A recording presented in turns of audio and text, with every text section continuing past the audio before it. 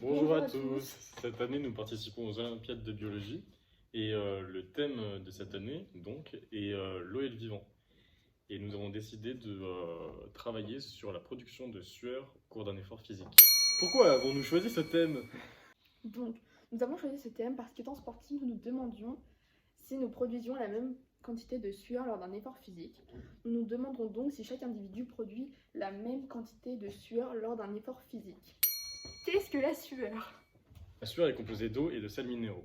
Elle est produite via les annexes cutanées et les glandes exocrines, donc les glandes sudoripares et sudorales. À quoi ça sert?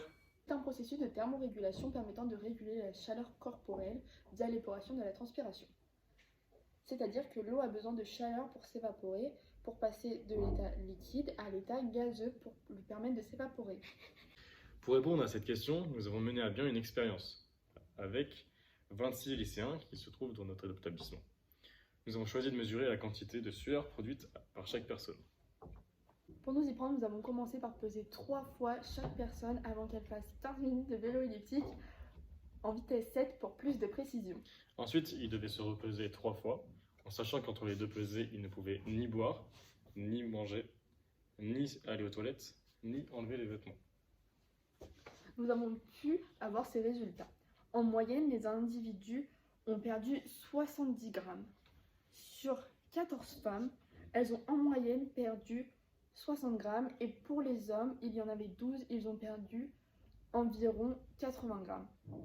Donc voici l'une des vidéos que nous avons tournées pendant notre expérience. Donc ici, nous voyons que nous sommes en train de faire du vélo pendant 15 minutes et nous venions de nous peser 3 fois avant pour que cela soit plus précis. Ensuite, nous nous sommes repesés pour avoir des résultats. Néanmoins, ces résultats ne sont pas représentatifs. En effet, ce n'est pas représentatif car il y avait des personnes plus ou moins sportives, ce qui influe beaucoup sur la production de sueur car un sportif ou un non sportif ne vont pas produire la même quantité de sueur lors d'un effort physique.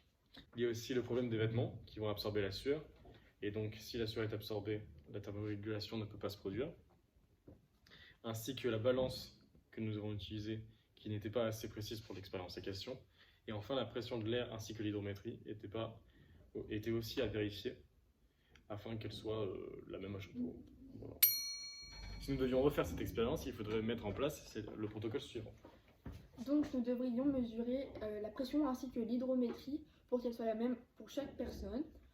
Ensuite, il faudrait peser à l'aide d'un impédance-mètre chaque personne en sous-vêtements, noter son poids ainsi que son eau intra- et extracellulaire, classer les personnes via leur corpulence ainsi que leur fréquence sportive.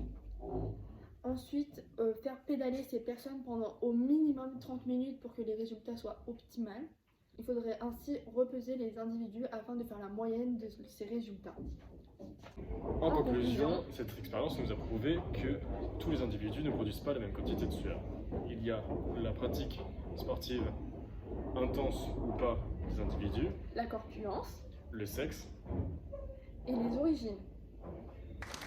et voilà, en espérant vous avoir appris quelque chose. Au revoir.